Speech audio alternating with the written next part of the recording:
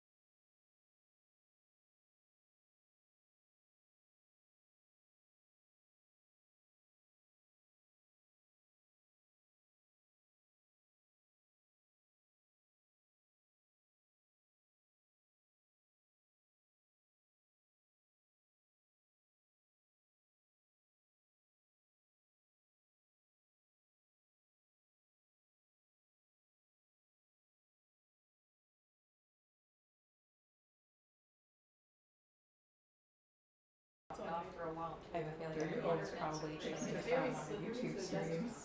But everything that's on Nora said she was folder definitely is going to sheets listen to. and they're I tend to all put the it in past bugs. weeks are at the back there on that. But it's nice to have. Yeah. Oh yeah. Oh, are we getting started? Yep. Okay. Is the stream started? Okay. Hi everyone. Thank you for joining us for the first in our June lecture series. For everyone who is at home on YouTube, you can feel free to type in the chat if you have any questions or if there's any problems with the stream. And introducing our first speaker, This is Katie Maguire. She's a PhD candidate at the Department for the Study of Religion at U of T, and her specialty is in Qumran literature. And Qumran is the community where the Dead Sea Scrolls were found. It's in the Judean desert on the edge of the Dead Sea, like in the middle of nowhere. And Katie will tell you some more about the Dead Sea Scrolls and this community and the importance of them to the study of biblical literature and archaeology. So, Katie?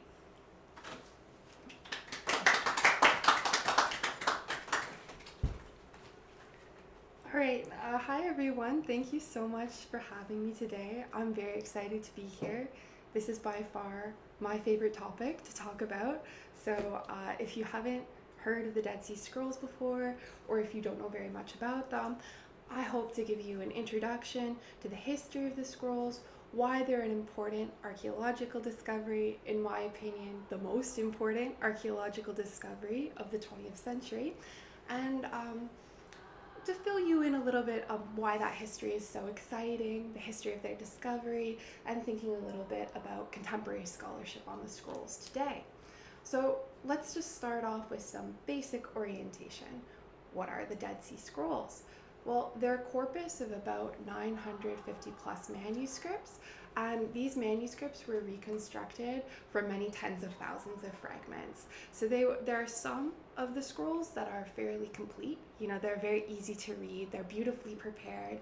If you could read Qumran Hebrew, you could just read along very nicely, but others are more like jigsaw piece puzzles that had to be carefully put back together, right? The texts are found in principally 3 languages. The majority of them are in what we call Qumran Hebrew. It's a dialect of Hebrew that's between the Hebrew of the Bible, late biblical Hebrew, and the later Hebrew of the Mishnah, right? So sort of an interim between these 2 periods of the linguistic history of Hebrew. We also have a small portion of the scrolls, about 20% of the corpus, written in Aramaic. Aramaic is a language that's related to Hebrew. This would have been the language that Jesus spoke. And a very small portion of the corpus, about 3%, are written in Greek. We have scrolls written primarily on parchment, so this is prepared animal hide, and a very small portion of the scrolls are prepared on papyrus. We also have a very small number of scrolls, under 10, that are written in what we call a cryptic script. So this was a special script where the scribe was trying to disguise what he was writing for his eyes only or for his limited readership. It's not quite clear why the cryptic scrolls are written in cryptic script. You would assume, right, if it's written in a cryptic script, perhaps they want to hide some secret knowledge that only they are privy to, but actually the scrolls written in cryptic script are kind of a broad section. You have some scriptural texts that are prepared in this script, and also some never been discovered before texts. So we have 3 languages, right? Hebrew, Aramaic, and Greek, but we also have these different scripts in some of the texts from the corpus. These texts date from a period for about 300 years, from 250 BCE and the Hellenistic period, right up to 70 CE. And then there's a firm drop off in the scrolls because this site was actually destroyed by Roman legionaries around 68-70 during the Great Revolt.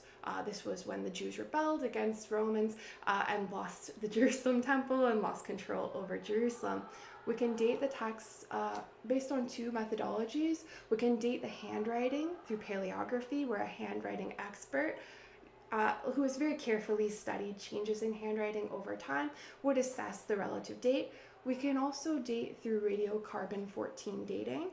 This assesses the parchment or the papyrus that the scroll is written on and looks at the half-life of this isotope carbon 14, which decays at a steady rate over time. So we have multiple ways to date the text, and for the most part, the paleographic dating, the dating that was assigned based on handwriting, matches up with later radiocarbon 14 dating. These were found in 11 different caves that are located near the Dead Sea. I'll show you exactly where on the map in a moment. The site of occupation, there's an archaeological site, and there are some caves as well. The scrolls in the caves are a bit older than the actual site of occupation. So that suggests to us that some of the scrolls may have been prepared at this site, but some of them were also brought from elsewhere. This is one of the most important archaeological discoveries of the 20th century and of all time, because it revolutionized our understanding of how the Bible comes together as the written text that we know it today, and I'll tell you a little bit more about that in a moment. So why are the Dead Sea Scrolls so important? Why do I keep emphasizing that this is the most important archaeological discovery? Well, prior to the discovery of the scrolls, we had two medieval copies of the Hebrew Bible. This is somewhat similar to what Christians would call the Old Testament, but the books are in a slightly different order, and depending on your denomination, maybe all the books that you recognize as scriptural or authoritative might not be in these two books. But we have one, the Aleppo Codex. It comes from Syria from the 10th century, and the Leningrad Codex from the 11th century, found in Cairo. Prior to the discovery of the Dead Sea Scrolls, these were the oldest copies of the Hebrew Bible that we had. Both of these copies are based on what we call the Masoretic text, or the MT Torah. Underlying all translations of the Bible is a consonantal Hebrew text, right? Ancient Hebrew was written without vowels, so you would just learn to read Hebrew by knowing the vowels and inferring them as you read along. And the Masoretic text is the Hebrew consonantal text that underlies most copies of the Bible today. So all Jewish Bibles translated into English, but also most Protestant Bibles. There are other versions. For instance, some of the Orthodox traditions in Christianity will use the Septuagint. This was an ancient Greek translation of a Hebrew consonantal text into Greek, and then it was translated into other languages. But underlying most copies of the Bible, underlying the copy of the Bible that you might pick up in a bookstore today, is this consonantal text, that Masoretic text. So the assumption in biblical studies prior to the discovery of the Dead Sea Scrolls is that if you were to go and buy a copy of the Bible today, it would be very similar to a copy of the Bible from the time of Jesus, right? And what do I mean by that? We mean that it would have the same books in about the same order, and that the content of those books would be the same. The assumption of biblical studies was that the Bible as we know it came together in its current form around the time of the life of Jesus, around the turn of the millennium. But the Dead Sea Scrolls show that that understanding was completely wrong. It's just completely wrong. And why is that? Well, we find a number of copies of biblical books among the scrolls, right? So these are the oldest copies of the biblical books that we have by about 1,000 years, right? Copies of the Bible from the time of the life of Jesus and even before him, right? So this is revolutionary and very exciting for a scholar, right? You have 1,000 years of earlier evidence, right? Evidence contemporary to the time that you think that the Bible is starting to come together as the book you now know to be.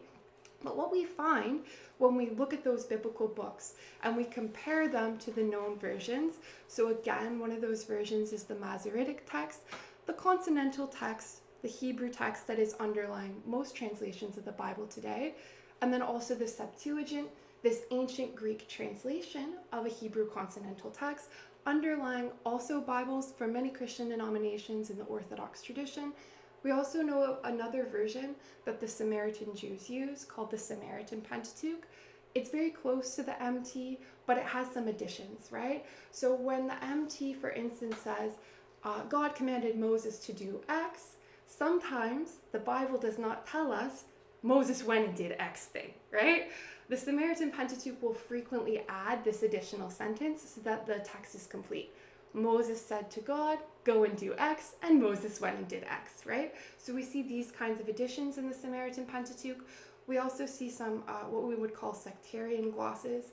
The Samaritans have a different mountain where their temple is based, so they would swap out references to Sinai with references to Mount Gerizim, their holy mountain. But for the most part, These texts are the Samaritan Pentateuch, quite close to the MT, and the Septuagint is very different at some points, and you might know this, right? Certain books of the Bible, like Jeremiah, if you were to compare the MT with the Septuagint, you would notice that one version has many more verses and many are missing from the other version.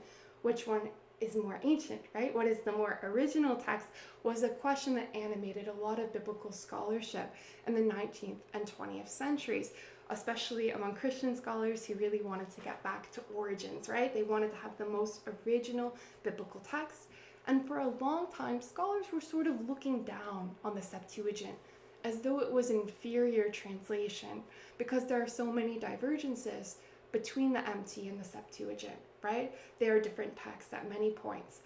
But what we find in the Dead Sea Scrolls is that the scriptural books of the corpus, the copies of books that we would recognize today to be the same books of the Bible, for instance, copies of the book of Numbers, of the book of Exodus, of the book of Jeremiah, they represent all three text types.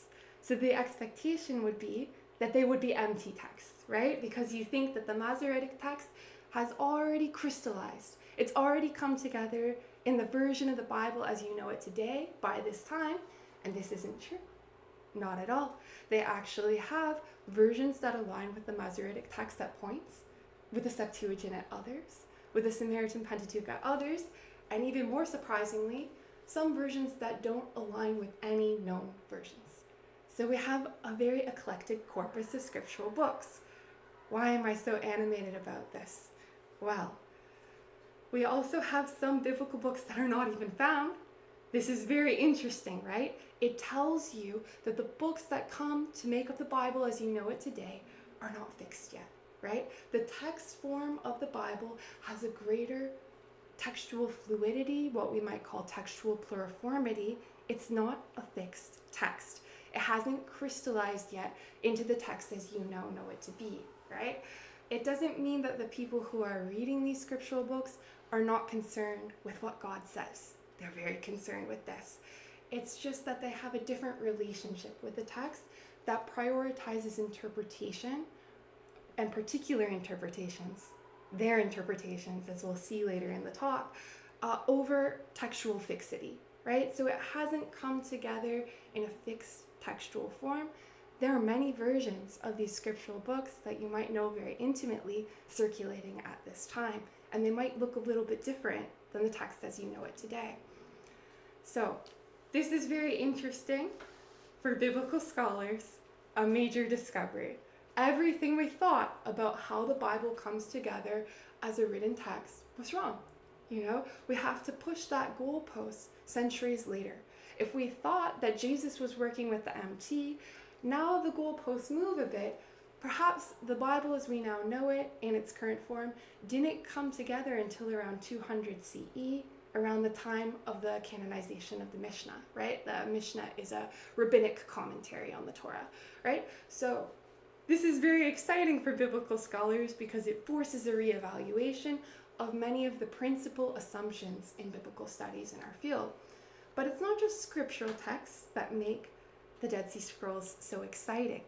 We also have some evidence from the Apocrypha and the Pseudepigrapha.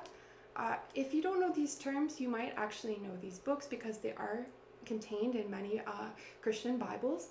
Apocrypha and Pseudepigrapha are originally Jewish texts. They're ancient Jewish books that were considered at one time to be authoritative by Jewish communities living around the time of Jesus and before. But for whatever reason, the rabbis decided to not include them in the Jewish canon, so they don't appear in Jewish versions of the Bible. We can think, for instance, of books like First Enoch, the Book of Jubilees, the Book of Tobit, the Testaments of the 12 Patriarchs. The reason why we know these texts so intimately today is because many Christian communities did find these texts to be authoritative and did include them in their canons, especially some of the Orthodox traditions. For instance, the Ethiopian Orthodox Church preserves a number of the Apocrypha and Pseudepigrapha as divinely revealed texts that are authoritative and a part of their canon, their list of authoritative books, right?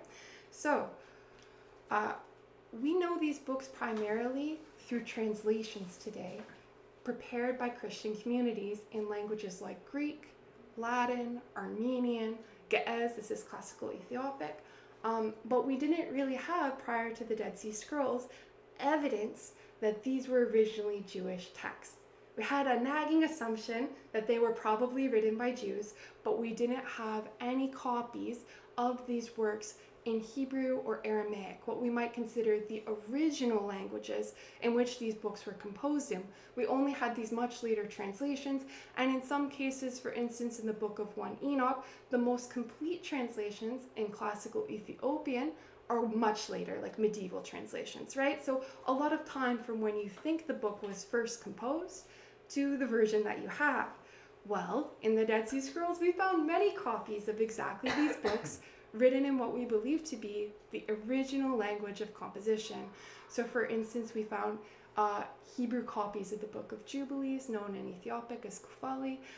We found Aramaic versions of parts of 1 Enoch. Very, very exciting, right? This confirms what scholars had suspected for a long time, but it also broadens our understanding of the transmission history of the text, right? When was the text composed? We think in the ancient period. We don't have any copies. Well, now we have ancient copies, right? A huge boon to scholars who are working on these books. And these books are not irrelevant books, for many Christians. These are also authoritative books, even if they're not recognized in the Jewish canon or not recognized by all denominations today. But most excitingly, in my opinion, are the unique texts from Qumran. This discovery yielded a number of never known before texts, previously unknown texts, the first time you get to read a new text. For a scholar, this is amazing. This is the best present you could receive, to be the first person to read a brand new text, to be the person who gets to prepare the translation and commentary for the world, right? So that it just really broadens our understanding of the Second Temple period, of the people who are living in it, and the diversity of thought and theology and philosophy that existed at this time. So we have a number of different kinds of new texts. We have documentary texts. These are the first real examples of how ancient Jewish communities organized themselves socially. We have what are called rule books, or in Hebrew, serakim. A serak tells you a lot about a Jewish community. And this is just completely unprecedented before this point in time. You have rules about how you can enter this community. What is the initiation process? All right, you want to join one of the communities affiliated with the Dead Sea Scrolls. What does it take to sign up for this community? How are they going to test you to see if you deserve to be a part of their community? Once you get in, what are the rules that you have to follow, and what happens to you if you break them? This is very interesting sociologically. It tells us a lot about how small groups of Jewish communities were organizing themselves in ways away from what we might consider more mainstream Jewish society at the time, centered around the Jerusalem temple. We also have very interesting exegetical texts. These are texts that offer a unique interpretation of scripture, very close to what we might see in later rabbinic literature in the genre we call midrash, right? So you have a passage from scripture that is quoted, usually marked off formally with a device to the effect of katuv, it is written, the scriptural quote, and then the interpretation, shrill. And so we see in real time how Jews are interpreting scripture, what they think scripture means. Very interesting, very exciting. We also have very interesting mystical texts that seem to induce mystical experiences. This sheds light on later developments in the late antique period, especially Merkava mysticism, the mysticism that rabbis would try to induce a heavenly ascent to God's heavenly throne or his chariot, and also to later Kabbalah. We see similar ideas already emerging at this time. Very interesting. We also have quite a few scientific and magical texts. So we have a number of astronomical texts and calendars. Very interesting to think about the state of science. How are Jews living in Israel receiving wisdom from Mesopotamia, Greece, in the fields of astronomy, are they up to date on the latest scientific literature, or are they a little bit behind the curve? So we can compare this in the calendrical text. We also have very interesting magical texts that speak about demons and exorcisms, very close in some ways to what we see in the New Testament with Jesus' exorcistic ministry.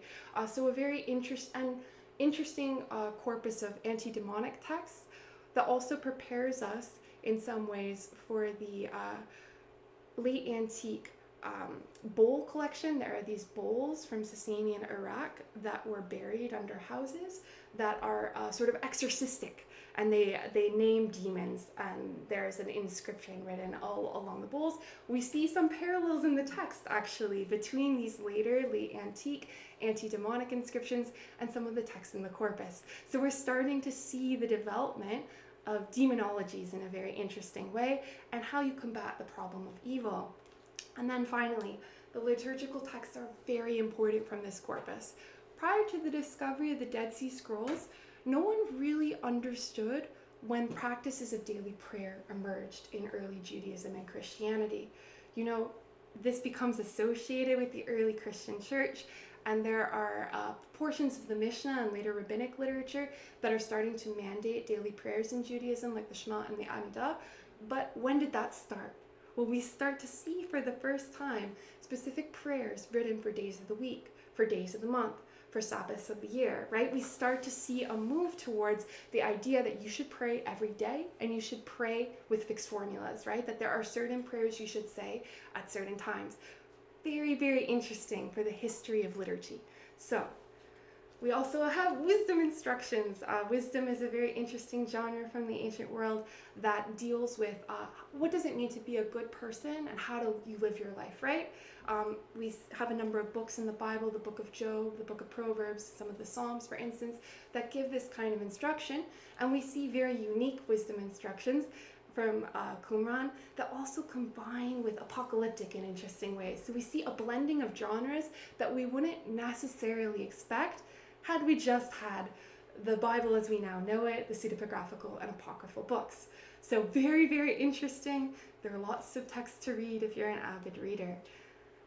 So just to further titillate you and whet your appetite, there are some shared concepts between the Dead Sea Scrolls and early Christian literature and later rabbinic literature that make this very exciting for scholars working in either field, because they can look forward to what happens in early Christianity or in rabbinic Judaism. So for instance, we've talked a little bit already about exegetical methods. We see this formal precursor to midrashic genre. We also see a number of legal debates in the scrolls.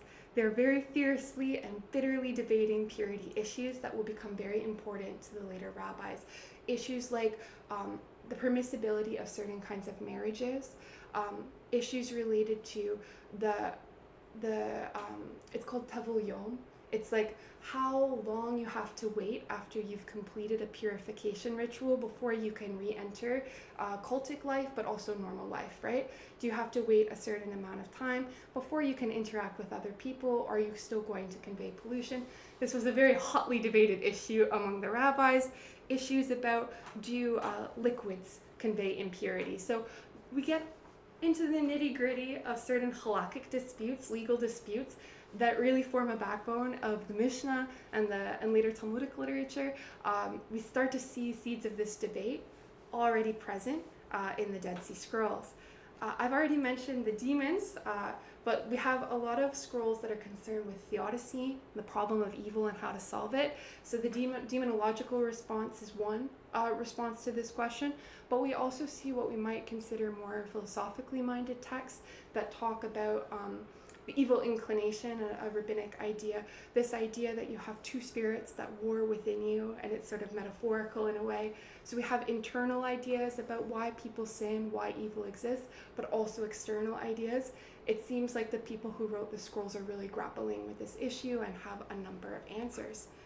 We also see ideas about apocalyptic eschatology that will become relevant in later Christianity, right? Ideas about the end of the world. One of the scrolls from the corpus looks a lot like the book of Revelation in its concepts. The idea that the world will end in this cataclysmic war between forces of good and evil. these ideas of spiritual warfare that get taken up in books like Ephesians 6, but also by late antique monks, especially in the Egyptian monastic tradition, we start to see these germinations of these ideas already in the Dead Sea Scrolls, and also ideas about messianism, so important for Christians, right? Who is the Messiah? When will the Messiah come? What is the Messiah's role in the world? A number of texts talk about this in interesting ways. And I've already mentioned the origins of daily prayer practices. So there's a lot here, right? There's a lot here no matter what your interest in the Bible may be, what topics interest you. There's probably something in the scrolls that will be very fascinating and interesting for you. So we've talked a little bit about what the scrolls are. Now let's talk a bit about where they're found. So I have a map here. You can see the site Kirbat Qumran. This is the Arabic name of the site. It's named after a river or a wadi, a dry riverbed that's close by to the site. As you can see, it is territorially within the West Bank. This area is administered by Israel due to its importance to Judaism. So you can actually drive here from Jerusalem without crossing any borders, but it is in territory that belongs to the West Bank. Here on this map, you can see a more detailed map of the site itself rather than the geographical area, where we can see this circular area labeled Kirbat Qumran is an archaeological site. I'll show you a photo of it in a moment. Next to the site, there is a cemetery. In the cemetery, there are about 1,100 people buried. The graves are mainly oriented on a north-south axis, and they're majority male bodies. There are a few women and children who are buried in the cemetery, but they're buried on an east-west axis, like orientation. The grave has a different orientation than the rest, and most scholars believe that those are later burials unrelated to the site, probably local Bedouin people who were interred there at a later time. So what we can infer from the cemetery, about 46 people were removed, excavated, is that the majority of the people who were inhabiting this site were male at one time. We can also see the location of 11 caves, the 11 caves where scrolls were recovered from. As you can see, some are quite some distance from the site. For instance, Cave 1, the first cave where we find scrolls, is about 1.5 kilometers away from the site itself, but Cave 4 is very close. You can actually see it from the site if you go and visit today. So we have a combination of caves here. Some of these caves are natural caves. They occur naturally in the limestone cliff, and about half of them were actually man-made caves that were dug out of the marl terraces. Some of the caves show evidence of residential habitation. We find pottery, we find mats, we find some furniture that suggests people were living in the caves. Others seem to have been used for storage. So we have a mix of caves, a mix of different kinds. At some distance from the site, some of the caves you actually have to enter the archaeological site to gain access to them. So there's been a number of ways to interpret this site archaeologically. This is an aerial photo of the site. As you can see, there's some evidence that at one point this site had a 2-story building. So that you can see, like here, this large sort of square to the north of the site. It seems to be the remains of a watchtower. There might have been on the upper level of the site some residential rooms. Then you can see, coming to the southwest of the site, we have evidence of an aqueduct. So this is a desert environment. Obviously, it's quite far in the wilderness. You can see in this photo the shore of the Dead Sea, but it's at some distance. Of course, the Dead Sea is one of the saltiest bodies of water on Earth, about 30 times saltier than the ocean. It's not potable. There aren't any perennial freshwater sources nearby, but there is a small waterfall and this Wadi Qumran, this riverbed, that sometimes would flash flood. And so residents could gather water from flash floods and from rainwater. They channeled this water into the aqueduct, into a series of pools that had decantation basins that would remove the brackish, it was brackish water, right? So it would remove the silt that they could then use. We also see a number of large rooms. Most archaeologists today believe that this site was primarily used as a communal space for a Jewish community that was living somewhere around the site. There isn't too much evidence that they were actually living in this archaeological site. They may have been living in the caves. They may have constructed tents or huts nearby. What we find in the archaeological remains of most rooms in this building is evidence that rooms are being used as workshops to produce things like pottery, but also for the preparation of scrolls. We find inkwells, for instance. We find some benches that could have been used to prepare parchment. And we find lots and lots of pottery. So this is very interesting, right? There is more dining equipment, more dining ware than we would expect for a site of this size, which suggests to us that the people who lived here really cared a lot about purity, right? So you could think a little bit about the Pharisees and the Havara, the kinds of people that Jesus is arguing with a lot in the Gospels, who care a lot about their food and how they're preparing their food and what's touching their food and how you should do these sorts of things. The other indication that these people care a lot about purity is the presence of many stepped baths, what we would call mikvaot or mikveh.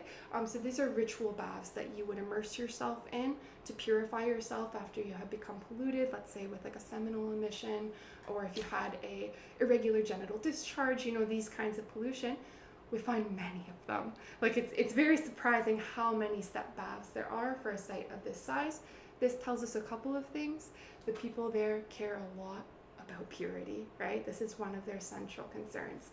Over the years, archaeologists have quibbled about the nature of the site, and there have been some alternative interpretations.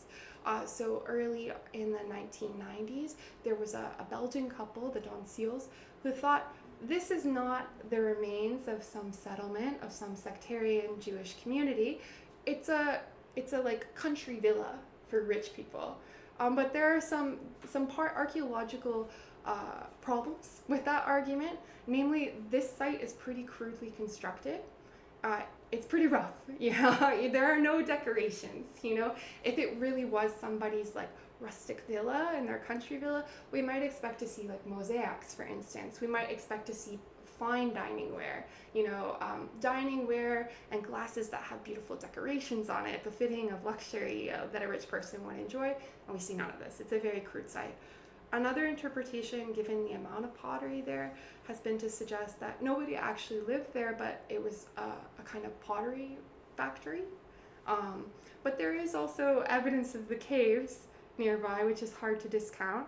And another interpretation that was floated around by Norman Gold is the idea that it's a military fort, but we don't see certain features that we might expect. If it's a military fort, apart from the watchtower, it's not very well defensible.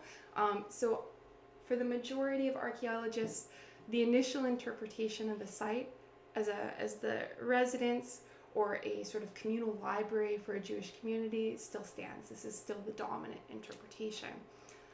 Here you can see a picture of the caves, so they're not very easy to access, it's a bit of an effort to get up there. And some of these caves yielded more scrolls than others. Some were very rich in scrolls, and others yielded very few. So we've talked about where the scrolls are and what they are. Let me tell you the origin legend of how the scrolls were found, because it's a very fantastic story. And I'll tell you a fantastic version and then a more sober version of this story. So the legend goes, in 1947, a Bedouin shepherd, Muhammad al-Dib, he's tending his sheep with his cousins, and one of them throws a rock into a cave, and they hear the sound of a pot breaking. And so later Muhammad goes back to the cave to explore, and as he's looking, he finds 3 scroll jars. These are cylindrical jars with a bowl-shaped lid, very unique to this site and this area in the Judean desert. The first 2 pots are empty, nothing but dirt in them. But the third pot has some scrolls inside wrapped in linen. So Muhammad, being very enterprising, he takes the scrolls to Bethlehem, where he sells them to this person who was involved in the antiquities trade. His name is Khalil Iskandar Shakhin, but he was known as Kando. And so Kando puts them up for sale on the antiquities market to try and make some money. He has a connection with the Syrian Orthodox Church, and he shows it the scrolls. He has 4. that he brings to the archbishop at the time, Athanasius Samuel, also known as Mar Samuel. Mar Samuel has been chosen to read these scrolls because the dealer thought they were in Syriac or in Aramaic, and he thought that the archbishop would be able to read them, but they're in Hebrew and he can't read it. So he has this feeling that these are authentic scrolls, that these are ancient, that this is a big discovery, but he needs to get them authenticated. So he nervously takes them to the Dominican Institute, the École Biblique in Jerusalem, where he shows them to some scholars, and he gets an assessment by visiting Dutch scholar Van der Ploeg at the time, who says, yes, they are ancient, they are real. Not everybody's on board though, actually. If you look back at scholarship from this time, there are some very funny articles from the 1950s decrying the scam that is the Dead Sea Scrolls, that no one will ever be interested in these scrolls because they're all clearly fakes. Well, those people ate their words because they were indeed real. So here we can see a Photoshop picture. The picture in the back are the two cousins, Mohammed and Juma, who originally found these scrolls in what would be later deemed Cave 1. And here, photoshopped at the bottom, is Kando, the antiquities dealer. So this starts the scramble for the scrolls.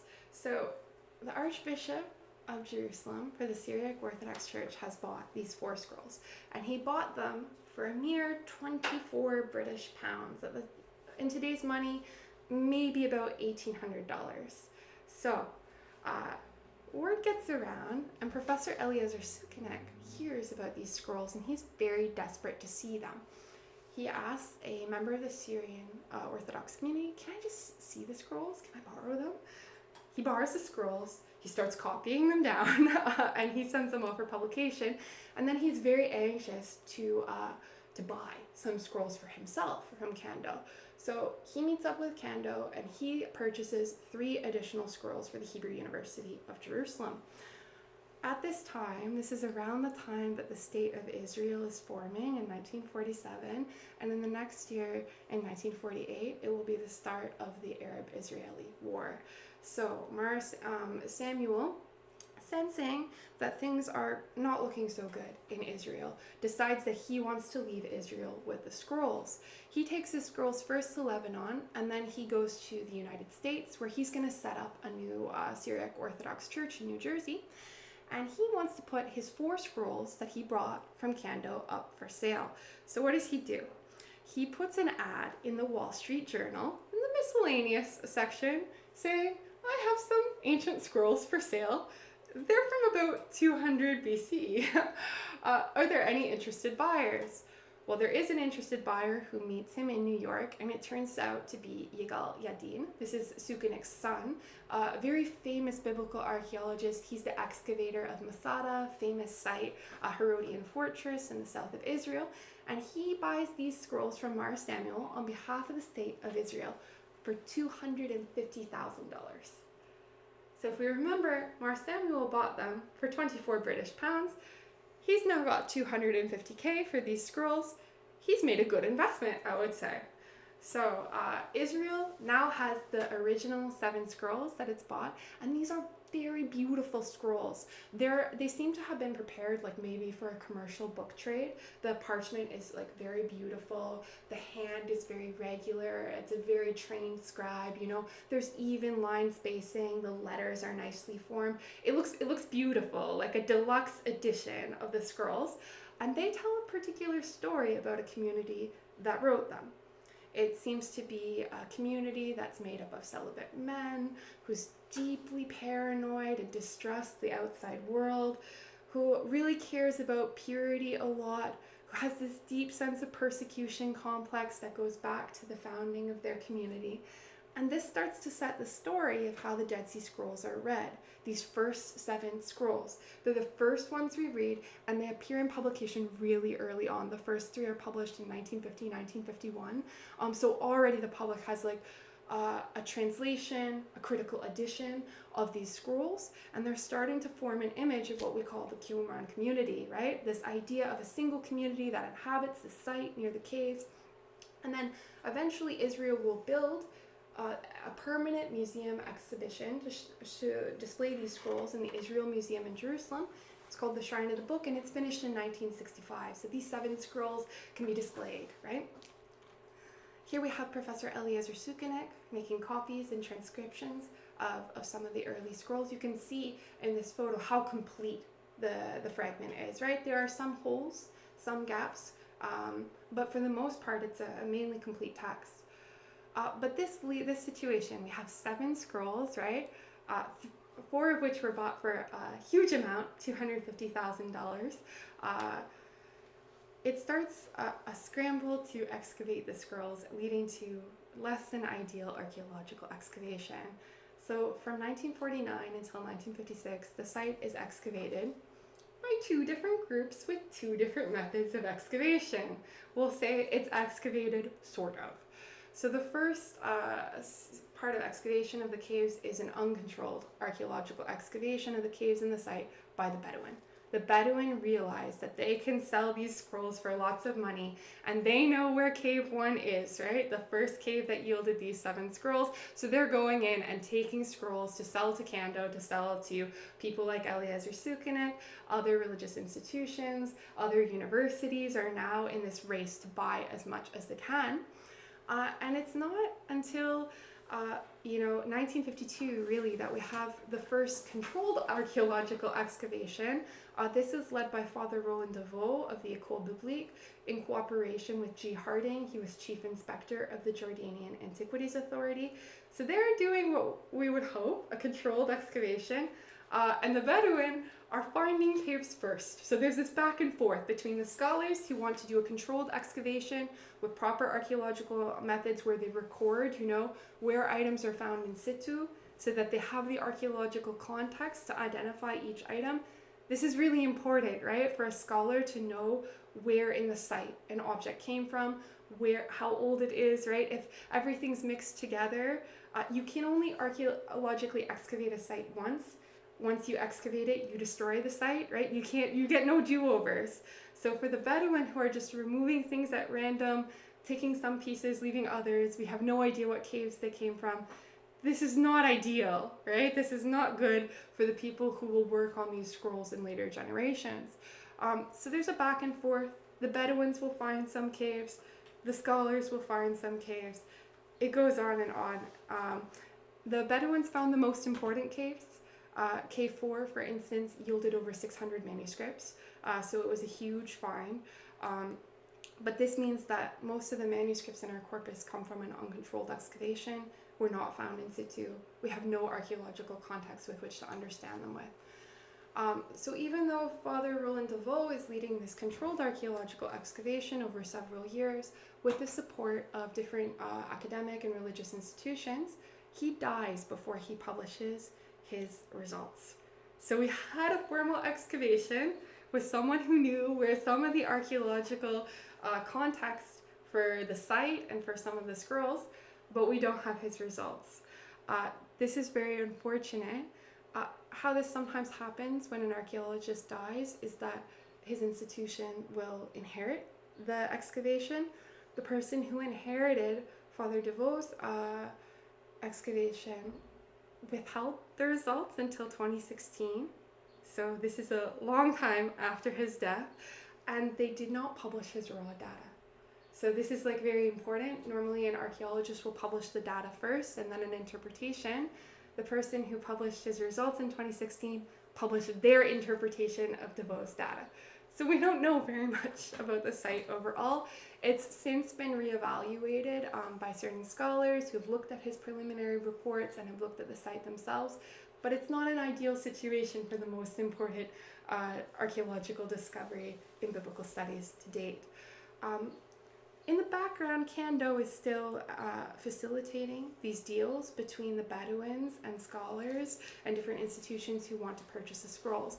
And this will become important later on because in 1970, the UNESCO Cultural Convention passes. So this is this idea and agreement that countries bought into, that you would not sell artifacts that have been looted from a country, right? You wouldn't go like a very colonial expedition, go to some country, take all their artifacts, steal them and put them in your museums, right?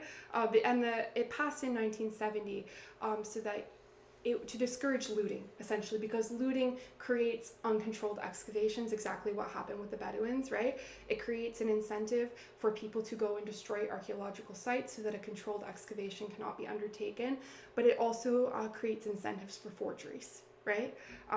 So this passes in 1970, and also in 1978, there's an Israel Antiquities law that passes that says, anything that's found in an archaeological excavation after 1978 cannot leave the state of Israel, right? It belongs to Israel, but this creates a loophole. What about things found before 1978, found before 1970? So because of the Kando's involvement in the antiquities trade, and also his family's involvement after him, his son has been a well-known antiquities dealer. This creates some situations that come up in recent years for forgeries, right? If you can reconstruct a fake buying history that goes back to Kando, then you have plausible deniability that your fragment is an authentic fragment, right? Because it went back to this guy who was dealing all these fragments in the 1950s to the 1970s. He was the middleman, always selling things. Surely he has some extra fragments that nobody knows about that were in some private collection. So since 2002, there have been a number of fragments, you might have seen news articles about this, that hit the antiquities market, attracting big buyers, especially from the Bible Museum in DC. And by associating it with the Kando family, it's like this way to sort of whitewash it or create a layer of legitimacy for something that might be a legitimate fragment that was illicitly looted, but we have no way to connect it to the Dead Sea Scrolls, or more likely a modern forgery prepared for a willing buyer. So, a very imperfect archaeological excavation history, not what we would have hoped. Here they are excavating Qumran. So the first generation of scholars, amidst all this craziness, has a really hard job to do. Essentially, they have to piece together the manuscripts from thousands of fragments. Think of like the hardest jigsaw puzzle that you've ever done, but you're missing some of the pieces, right? You don't have them all. How do you do it? The manuscripts are of varying quality. So the first 7 I mentioned were beautiful, right? Just like so beautiful, so complete, so well prepared, a commercial book trade quality. Others are not this quality, others could have been written by me, like very terrible handwriting. We have a few epistographs. These are scrolls that have writing on the back and the front, different texts.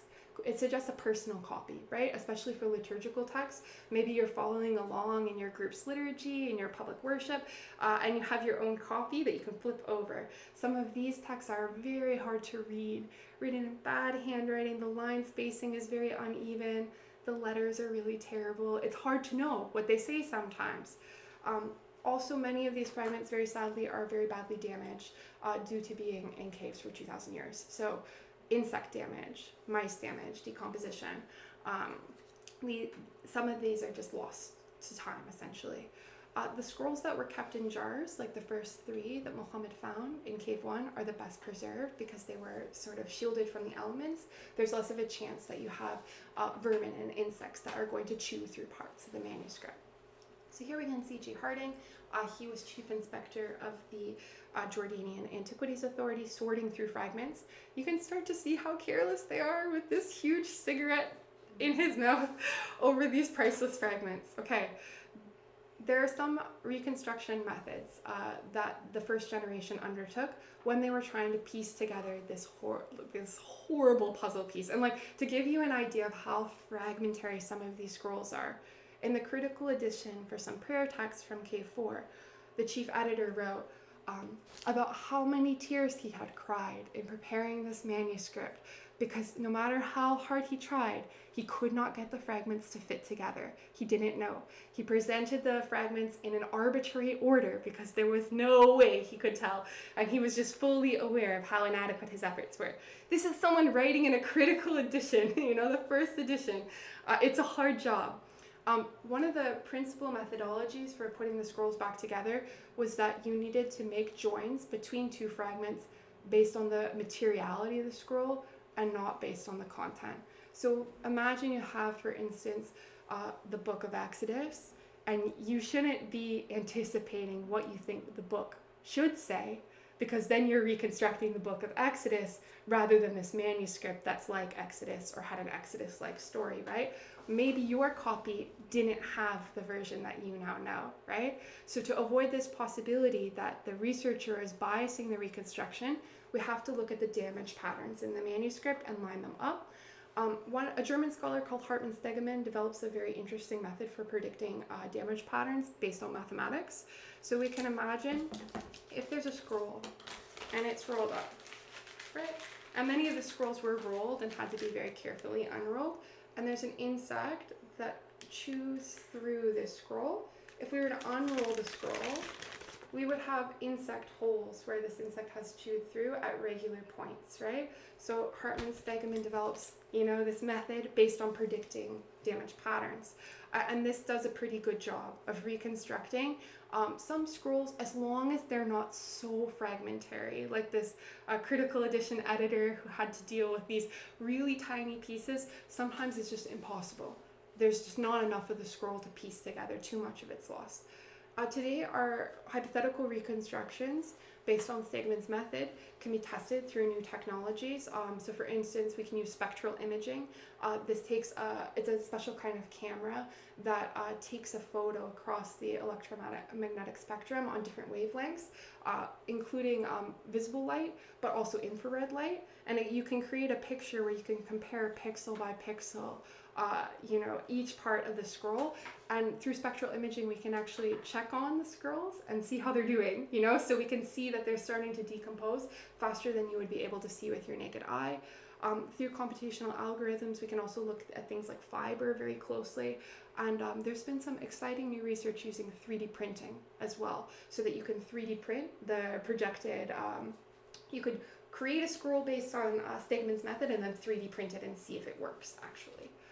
So, but there were many mistakes made, even though they tried their best. This first generation tasked with this very hard job. One of the most horrible mistakes is that the early exhibitions put the scrolls under glass.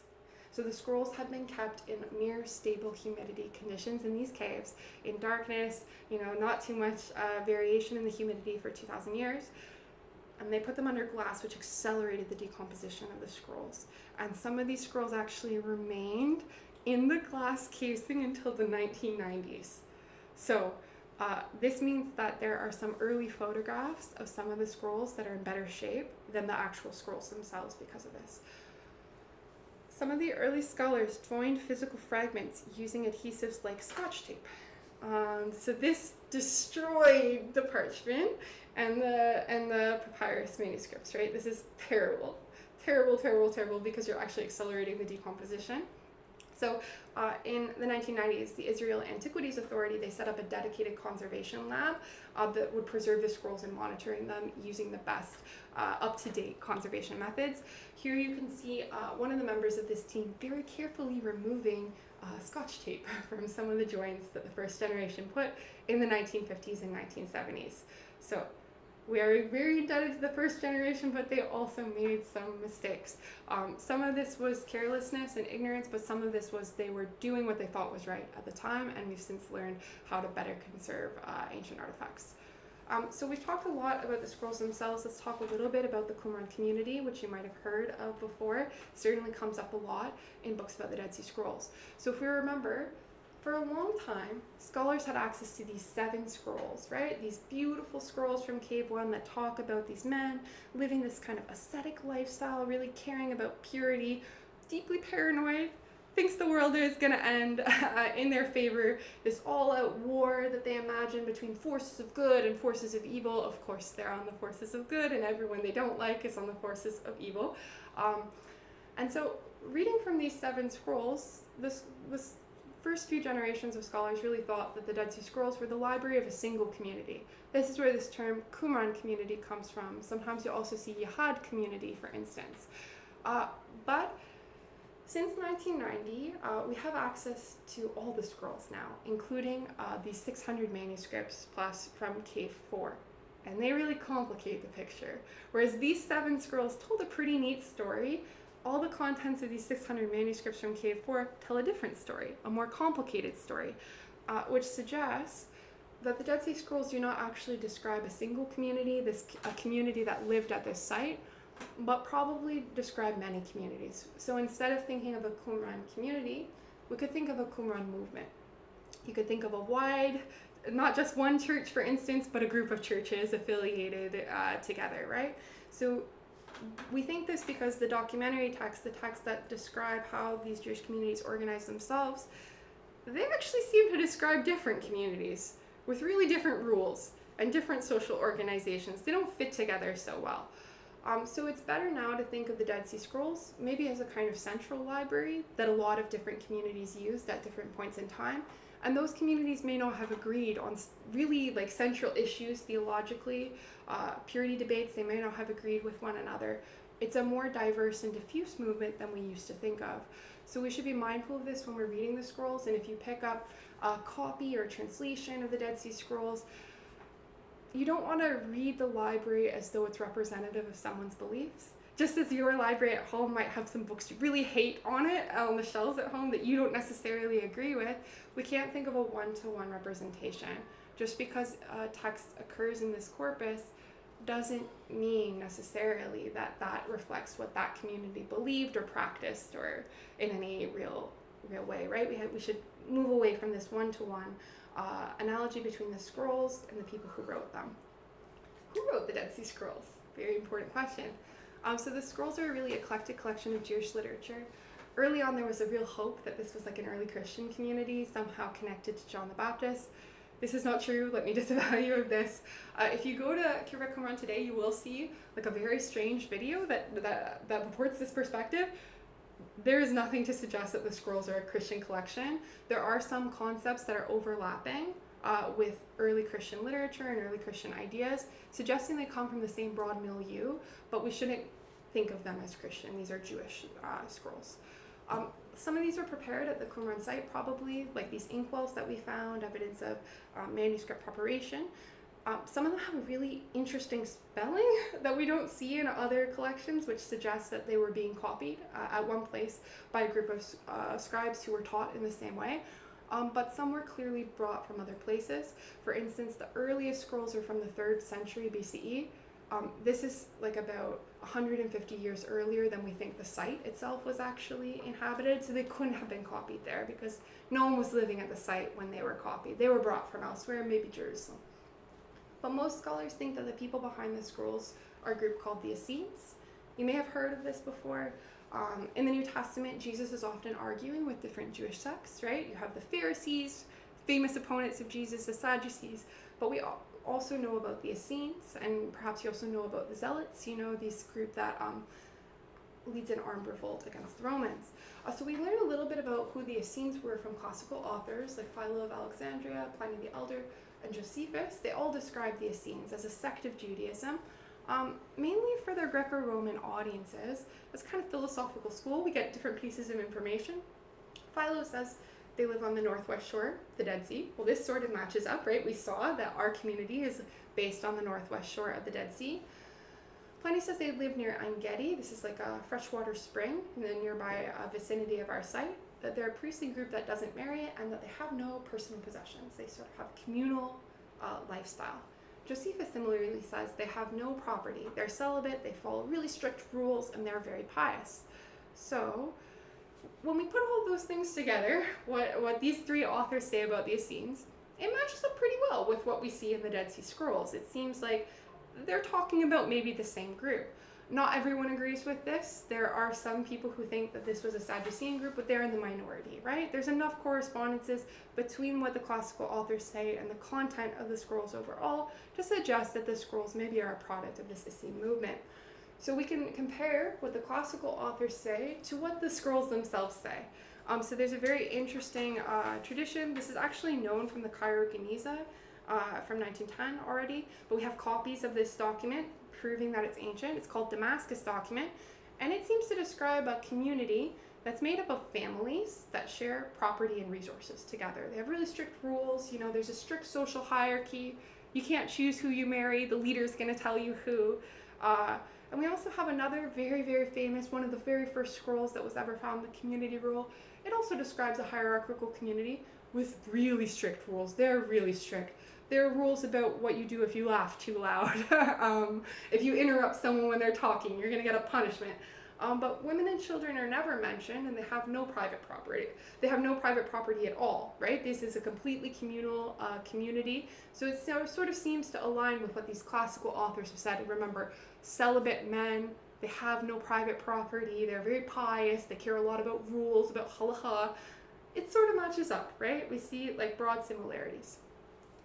We can also look at other scrolls to get an idea of who the people were who wrote them. So this is one of the exegetical texts. It's one of these texts that interprets scripture, right? There's a quote from scripture. It says, it's written in the book of whatever. The quote, this is my interpretation. They're called pesharim, early precursor of Midrash. So there's this one that interprets the prophet Habakkuk, and it tells us about a founder of the community called the Teacher of Righteousness. Maybe you've heard of him. He has a great name. So the Teacher of Righteousness was a priest in the Jerusalem temple. He was a totally righteous guy, as his name lets you know, and he had some calendrical dispute with someone who he calls the wicked priest. You can tell how they felt about this priest based on his name.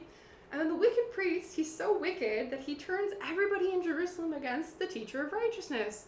And then the scroll tells us that the wicked priest chased the Teacher of Righteousness out of town on the most holy day of the year, Yom Kippur, the Day of Atonement. What could be worse? The Teacher of Righteousness then, feeling very jaded by this dispute, feeling rejected by his peers, set up his own community in the wilderness, the community of the person who wrote this interpretive text. So a very interesting story, right? It's very scandalous. We have lots of drama around the 1st century BCE. Here you can see it's a very beautiful scroll. This again was one of the very first scrolls that shaped our understanding of Dead Sea Scrolls. You can see the lines are really nicely spaced. The writing's pretty legible. It's like you can see the individual letters quite well.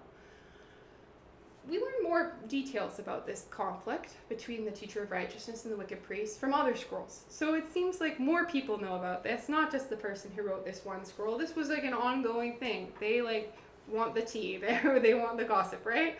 So the Damascus document, this was this rule text we talked about a minute ago that talks about this community with families and children, but communal property. It also mentions the Teacher of Righteousness as their founder. But other important texts don't mention the Teacher of Righteousness. So this is where it gets a little bit tricky, right? Before we would think, okay, the Teacher of Righteousness definitely founded the Qumran community after this dispute with the wicked priest. But if he's such a big figure, why does this main text from which we know so much, or think we know so much about the Qumran community, never mention him? Where did he go? And in fact, this community is led by a different person, the Maskil, who's very strict. So we start to see the cracks in this one community hypothesis because not all the details start to line up. There are many subtle differences between Damascus document and community rule that are hard for scholars to explain. There's also some evidence that a later editor edited the two of them together. So we might have lots of interference between these two texts, which is just a way of saying that this is complicated and interesting, right? It's a real puzzle of how to read these scrolls. Scholars are in a huge debate about the relationship between these two communities. So there have been different proposals on how to understand the differences between these two very different communities that seem to share things in common. They share, for instance, the penal code, this rules about what happens to you if you mess up, almost exact wording shared in certain points. Some think that it's a parent-daughter relationship with both directions proposed. Maybe D's the parent and S is the daughter. Maybe S is the parent and D is the daughter community. Arguments in both directions with some merits. Perhaps they're two separate communities that belong to a broader affiliated movement, right? So you could imagine, for instance, two Christian churches. They're very similar in some ways, but they have some doctrinal differences, which means that they're different groups. We don't know. It's a very hard question that requires very careful reading of the text, but these are kind of the animating questions of Scrolls research today, and you'll see that it's a move away from a singular Qumran community, right, in either interpretation. So, I'd like to just conclude going over some general beliefs of the scrolls. we've complicated the picture a little bit by introducing all these communities and all these things that don't quite fit, but there are some ideas that come up again and again which make the scrolls a unique corpus that seem to suggest that it's not just a random collection of books, that this is an intentional collection put together by people who believed in some core ideas, right? One is the belief in ongoing prophecy, kind of unique for this period of Jewish history. So when the Bible comes together as a book, the sections of the Bible, the Torah, the prophets, and the writings, they close at different times, right? The Torah is a unit that's circulating together earlier than the prophetic corpus closes. And there's this idea in Judaism that after a certain time, prophecy ceases, right? That there are no more prophets, right? The people who wrote the Dead Sea Scrolls thought otherwise. They think they're prophets, right? And so they believe in these exegetical texts like this commentary on Habakkuk that told us about the teacher of righteousness and his big fight with the wicked priest, that actually their teacher is getting ongoing prophetic revelation from God that is giving them the correct interpretation of Scripture. That they alone have unlocked the key to what Scripture means. That even the biblical prophet Habakkuk didn't know what his prophecy meant, but they alone have the secrets, right? So kind of conspiratorially minded group. But this really leads to a sense of confidence that their interpretation of the law is the correct interpretation of the law, that only they know the right halakha, the right way to apply the law, and everybody who disagrees with them is wrong. So we can see a sort of conspiratorial mindset emerging. We see in some of the scrolls a strong sense of a belief in predestination. This might come from a sense of rejection by the outside world. They're in these fights, these disputes over Scripture, over the law and the correct application of it with other groups, feeling rejected. It starts to crystallize into this sense that they are predestined to be evil and we are predestined to be good in the more extreme texts. We see a general sense of antagonism towards the outside world that restricts contact with outsiders in socio and economic interactions. You shouldn't buy things from people who aren't in the community.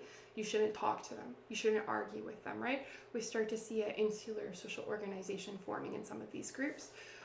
In some of the texts, we have a very defined expectation that the world is going to end in the near future in an eschatological war between the forces of good and evil, that there will be angels and demons fighting with each other, and they're, of course, on the good side, and everybody they don't like is on the bad side, of course. And that this war will culminate with God's final judgment and the destruction of their enemies. Sounds like a fun group to be neighbors with, right? So you can see the scrolls have a sort of darker side to them. And some of the scrolls are actually quite violent in what they imagine for their enemies.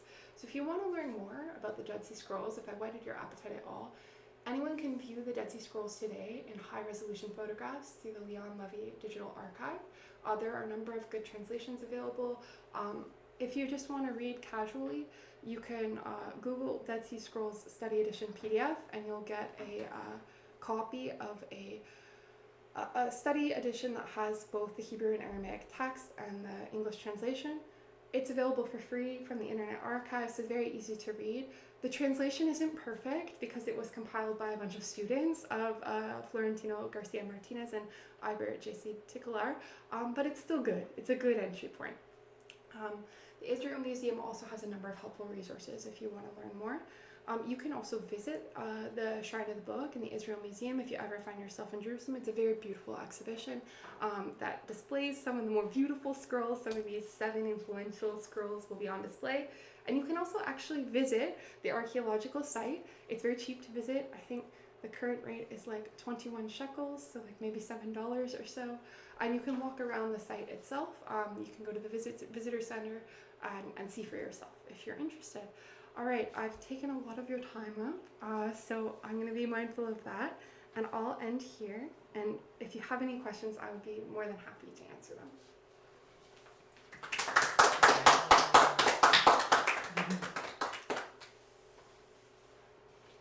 So cool. That other word that you used after apocryphal. Pseudepigrapha. Yeah. What is that the same as apocryphal? Just No, not so not aware of that word. Pseudepigrapha, so it comes from the Greek. It means false writing. And so this is a technique. So the ancient people didn't have like the same sense of authorship that we have today. So today it's very important if you write a text that I, Katie, wrote it, and it's very important for me to show all my sources and not plagiarize anybody and give credit where credit's due. In the ancient world, they don't have this same sense of authorship, and so it's very common. If I write something, nobody's going to want to read it because I said it. But if Moses wrote something, well, everybody cares a lot about what Moses said. So we see this genre of literature where works are attributed to great figures like Moses or Levi or Abraham or Isaiah or Ezekiel. And they're pseudepigrapha because we think Moses didn't write this text. It's someone writing at a much later time in Moses' name, trying to ride on the authority of Moses' name so that people will read the text and think that it's divinely revealed. This isn't like necessarily a sinister thing in the ancient world. It's not like I'm trying to deceive people if I'm doing it, but it's a way to present your work to an ancient readership and that's generally understood. So for instance, the Book of Enoch is a pseudepigrapha written in the patriarch Enoch's name. The Book of Jubilees is presented as a discourse between an angel and Moses on Mount Sinai, and so on and so forth. So this is what this means. I should have explained this. False writing. Yeah. You see some of this too. There are the pseudepigraphal gospels you encounter, like the Gospel of James or the Gospel of Mary Magdalene, Gospel of Thomas, which were written like hundreds of years later. They're not certainly not written by, but then in some cases also sort of as a form of I don't know if that's the case with the Dead Sea Scrolls, but within philosophical context would be sort of a form of flattery. Like I'm taking up this person's philosophy and writing in their name, whether they would have liked that or not. Yeah, exactly. That's right. It's like you respect the person whose name you're taking on so much that you want it to be affiliated with them and their wisdom, right? Because they're this fount of wisdom for you. I'm curious about the so some of the Damascus document mentions families. Yeah. Right? Is there any thinking about, because the archaeological evidence, it sounds so far bears out the celibate community aspect in the one grave site being exclusively men except for probable later burials. Is there a thought that they simply haven't discovered other grave sites? Yeah, so this is a really good point because we have mentioned, it's very interesting, there are mention of children, what you do when your child comes of age, how you initiate him into the sect. There's also mention of women in kind of an authority position, right?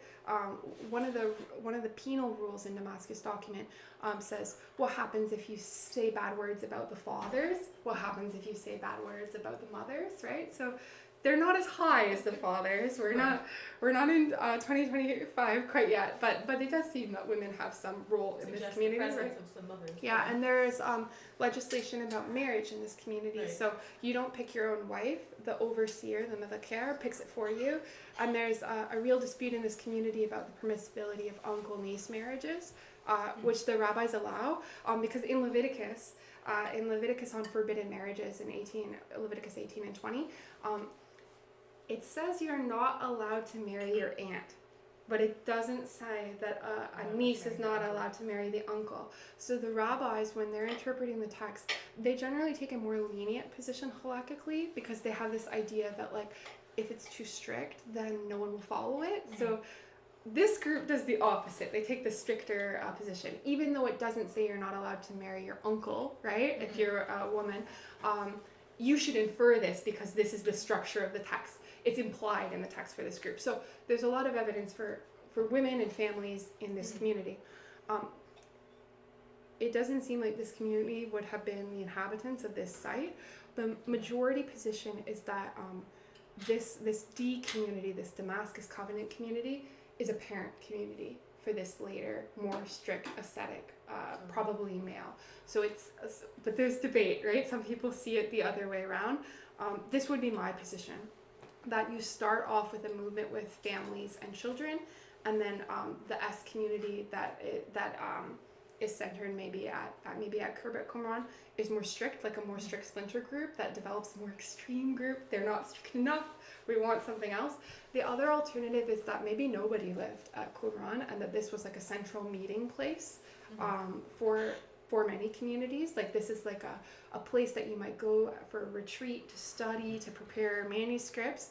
But then why wouldn't the children be buried there as well? It's an unknown question. So this is sort of one of the problems of reading the Qumran community as being just tied to this one site. It's also important to note that, like Josephus says, that the Essenes are found in every town, right? So there's some evidence to say the Essenes are specifically associated with this location on the northwest shore of the Dead Sea near En-Gedi, but there's other evidence to suggest it's a much more diffuse movement, and if they are in towns, maybe this is the town movement. The rule itself, Damascus document, has rules for cities and rules for camps. So unclear what this means, but it does seem that the camp terminology is more prevalent, and the rules for cities might actually just be scriptural references. Along the lines of like when the Israelites are going to conquer the promised land, there are some rules for cities that they will build. Seems to draw on this part of Numbers and Joshua. Okay, thank you very much for that. I'm sure there'll be more discussion. I'm afraid I have to go Oh, because yeah, I have a meeting, but I'm so grateful you gave this talk. This was Thank you fascinating. for coming. Thank you very much. Do you have any questions online? No, so I think we should end the live stream.